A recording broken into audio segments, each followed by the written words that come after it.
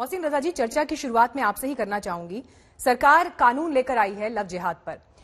मैं कुछ आंकड़े देख रही थी। गृह राज्य मंत्री जी किशन रेड्डी ने फरवरी महीने में संसद में दिए एक प्रश्न के जवाब में यह कहा कि वर्तमान कानून में लव जिहाद जैसा शब्द नहीं है और ना ही लव जिहाद का कोई केस किसी भी केंद्रीय एजेंसी द्वारा आज तक दर्ज किया गया है।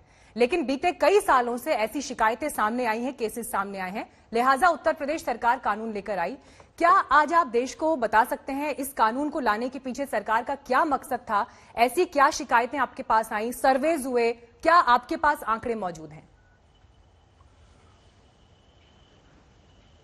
देखिए मीनाक्षी, कानून जनता के हितों के लिए बनाए जाते हैं, देश में रक्षा और सुरक्षा के लिए बनाए जाते हैं।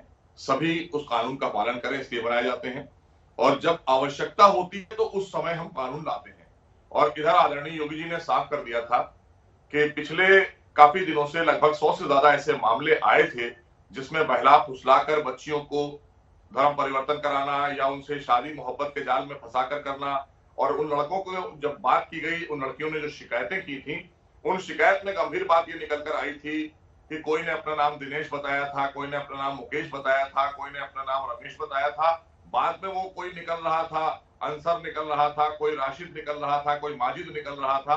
तो ये घटनाएं लगातार बढ़ रही थी जिसकी वजह से आपने देखा कई ऐसे मामले आप लोगों ने भी दिखाए। जैसे आपने हरियाणा का मामला दिखाया कि तौसीफ ने उसको धर्म परिवर्तन ना करने पर, जबरन उसने निकाह ना करने पर और इस्लाम ना कबूल करने पर गोली मार दिया सड़क पर। इस तरह की घटनाएं, बच्चियों ने आत्मदाह कर लिए कई जगह। तो ये घटनाओं को रोकने के लिए सरकार की जिम्मेदारी होती है और आदरणीय योगी जी इस मामले में जाने जाते हैं देश में कि हमारे यहाँ इस तरह की चीजें नहीं चल पाएंगी। और जो आपने प्रश्न उठाया लव जिहाद को लेकर, ये एक जिहादी जो सो कॉल्ड अपने आप को इस्लाम के ठेकेदार या इस तरह के लोग जो इस्लाम का ठेका लेकर पूरी दुनिया को परेशान कर रहे हैं, वही लोग इसमें भी शामिल हैं। इसमें एक षड्यंत्र के तहत, ये एक संगठित अपराध के लव जिहाद शब्द का जिक्र क्यों नहीं है कानून में? काम कर रहा था। लव जिहाद शब्द का जिक्र क्यों नहीं है कानून में? मैंने कहा कि हमने कानून बनाया है जनहित के लिए और जो कानून का प्रावधान है उसके सारे प्रावधान दे दिए हैं। लेकिन एक लव का मतलब यह है, हम प्यार के खिलाफ नहीं है, लेकिन प्यार में जो धोखा देने का काम हो रहा था, हम उसको रोकने के लिए और इसके पीछे जो साजिश है उसको कड़ी सजा दिलाने के लिए, उन लोगों को कड़ी सजा दिलाने के लिए ये कानून लेकर हम आए हैं। उत्तर प्रदेश में नहीं चलेगा। ठीक है मोहसिन रजा जी, एक क्लैरिटी मुझे आपसे और चाहिए कानून के लिहाज से ही।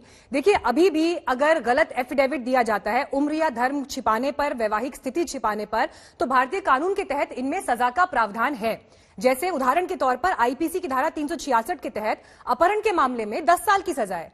शारीरिक शोषण के लिए छलपूर्ण शादी में ह्यूमन ट्रैफिकिंग और दुष्कर्म का चार्ज भी लग सकता है।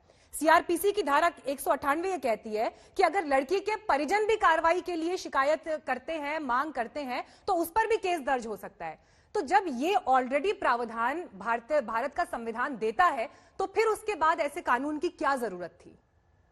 देखिए, कानून समय समय पर जब जब आवश्यकता होती है जनहित के लिए कानून लाए जाते हैं और सरकारों की जिम्मेदारी, उनका दायित्व होता है। और जो सरकारें इसको लेकर गंभीर रहती हैं वही कानून लाती हैं। तुष्टीकरण की राजनीति करने वाले लोग कभी कानून नहीं लाएंगे कि जिनको इससे फायदा मिल रहा है, जो तुष्टीकरण की राजनीति, जैसे कांग्रेस है, सपा है, बसपा है, इनसे आप बात करिए, ये तो कहेंगे 370 ही हटा, आपने गलत हटा दिया है कश्मीर से, तो यहाँ आप ये कानून क्यों ले आए?